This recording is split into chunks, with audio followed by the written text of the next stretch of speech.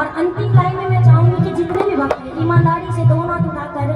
और शुक्रिया का तालीम में बजाते हुए दोनों हाथ उठाकर और थोड़ा सा तालीम लेते हुए वो चौगुन में लगा दीजिएगा। दोनों हाथ उठा लीजिए चाचा जी, आप भी दोनों हाथ उठा लीजिए और तालीम लेते हुए अभी हमने